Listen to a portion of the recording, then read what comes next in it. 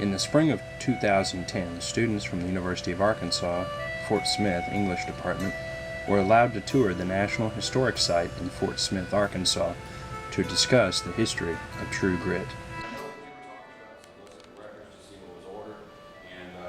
Also, we looked at some of the underneath the plaster to see what was underneath it. There's this painting on the wall. You can see the belt on the wall along with this leather look at the bottom. And so we had to reconstruct the courtroom just from clues that we had. And there's no actual photograph of this courtroom. Now you have a picture of a courtroom here and over there, but that is a picture of a courtroom that was used on 6th Street.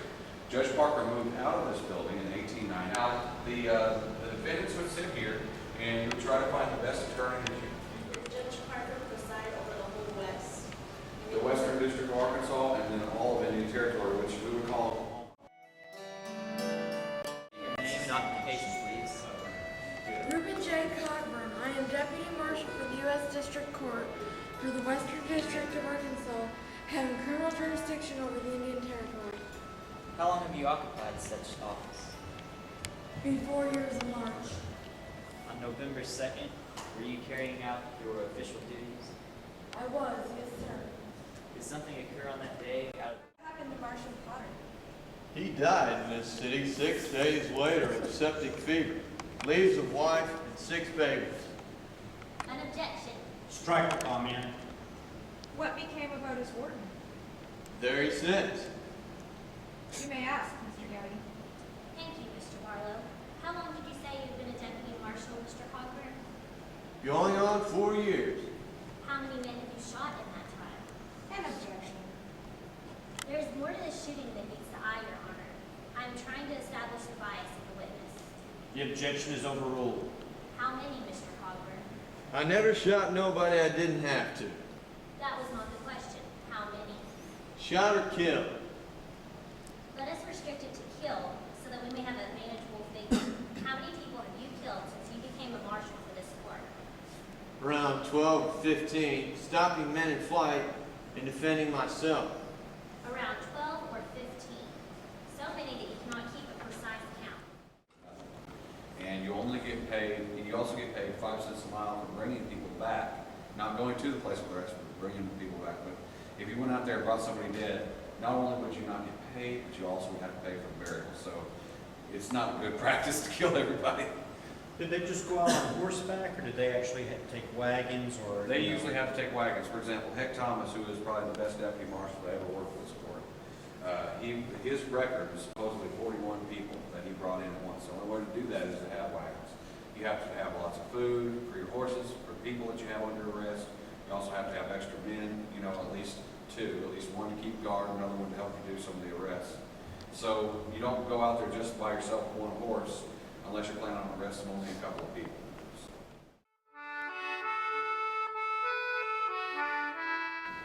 Giving the place and setting seems more realistic to me. This courtroom, sitting in the courtroom, actually gives us a visualization of what is actually taking place in the book. Rebuttal? You agree, Judge? I do agree. I think it does make a difference. It gives the book depth that it may not have from just reading it on first review, but when you're here, you actually experience it, and you see all the history that's associated with Judge Parker and the courtroom and what he went through. Then you do have a greater understanding with the book, and it makes the story more realistic. Even though there's a lot of good humor and things like that in the story, this does add a depth that maybe isn't there on first review. You have to go back and, for example, talk with people of Fort Smith and see if you can get any kind of feedback on what the place looked like. Then you can design, say, set up, have the students build a set. Reading it in this setting is the difference between just reading for an assignment and actually delving into the depths of the book. Yeah, you have your history and you have real life, and so when you have those students, say even if you're not in Arkansas, you didn't know that earlier, but you have the students that a Western novel, and they're going to get really frustrated or irritated that, well, I don't want to read a Western novel, I don't like that. But they may really be interested in history or real life and facts, and so when you're able to take them here or look up stuff like that and make it more documentary style and say this really happened, and then those students can sink their teeth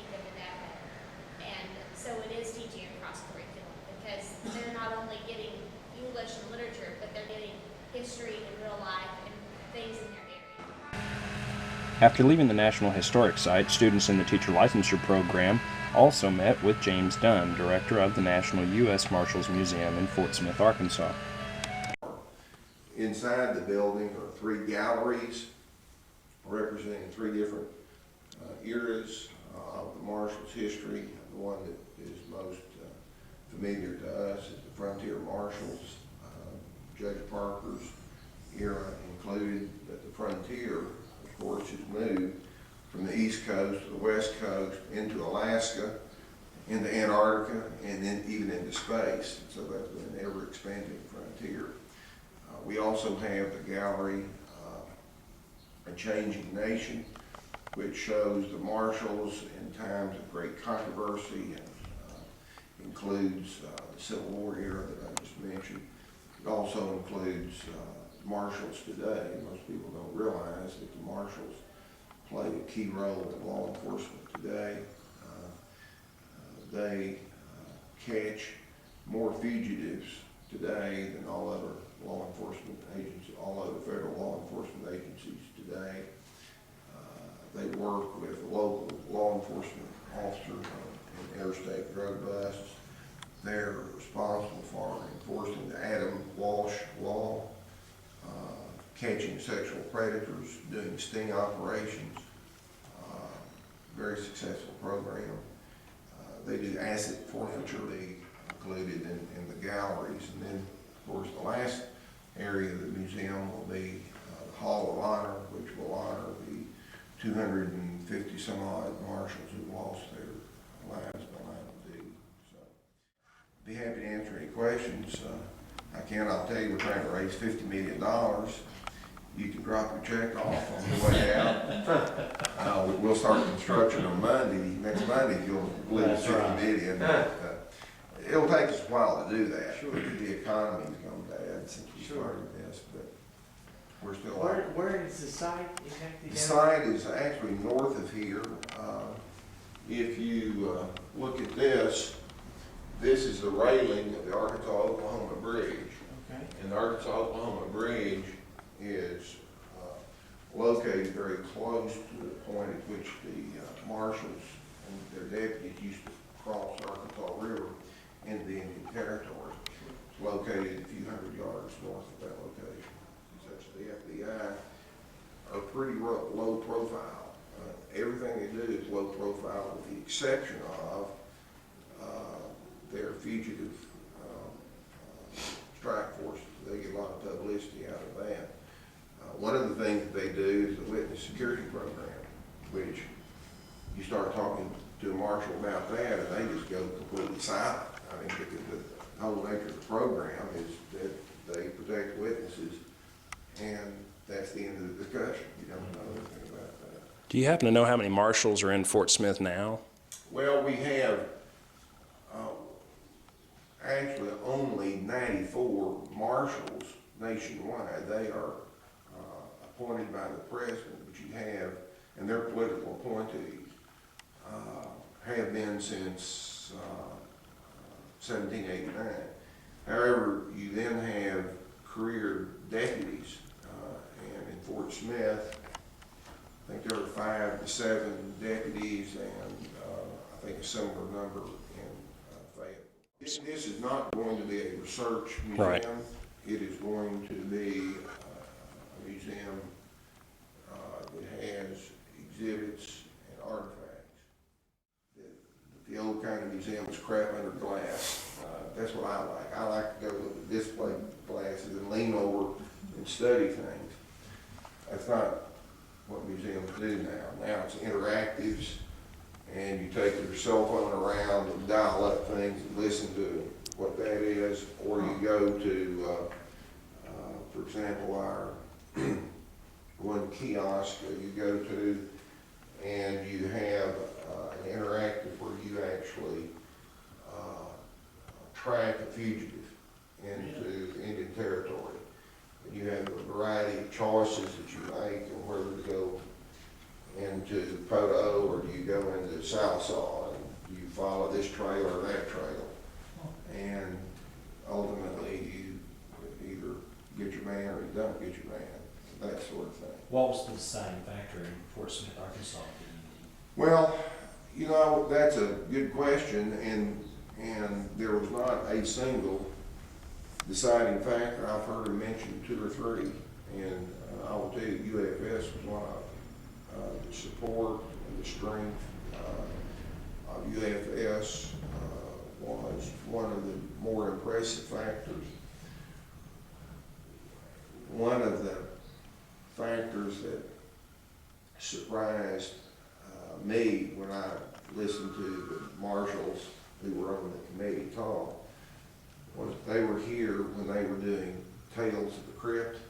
Are you familiar with that? Mm-hmm. They have the thing out of Oak Cemetery, and they go out and they have reenactors at the grave of Marshal so-and-so. They did that when the marshals were here, and they were blown away by that because that was not something that they did just for the marshals. They've been doing that for years. Mm-hmm. And so the marshal said, you know, these people live their history. And then they had a presentation at Judge Parker's courtroom the last night that the committee was here. And they did a reenactment of one of the trials of one of the men that Judge Parker hung. And when it was all, I mean, it was really a well-done deal, but when it was over with, they turned the committee loose to walk back to their vehicles, and they had put lights, this is after dark, lights along the sidewalk, one for every marshal that had been killed in the line of duty. The appointment to be a U.S. Marshal, is it a lifetime appointment like No. it is for judges? It's political, right, you said? It's political and fine marshals. I mean, I work closely with U.S. Marshal for the Western District of Arkansas, Dick O'Connell, who is a firebrand and passionate about this. But I've also got to know John Lloyd, who is the Marshal for the Eastern District of Arkansas, Eastern District of Oklahoma. Completely different style and type of marshal, but just as effective. Both are lifetime law enforcement officers. And when I say they're political appointees now, in the old days, most of them did not have law enforcement background. The service has changed a lot. And now the president has, for the last several presidencies, have put a lot of emphasis on making the marshal himself much more professional and law enforcement oriented. So, but still, that person holds a presidential commission. And he answers to the President of the United States and the U.S. Senators, who are really the ones that cause that appointment to be made. He doesn't answer to anyone else but the President. Later that day, English 2 students were also allowed into Parker's courtroom.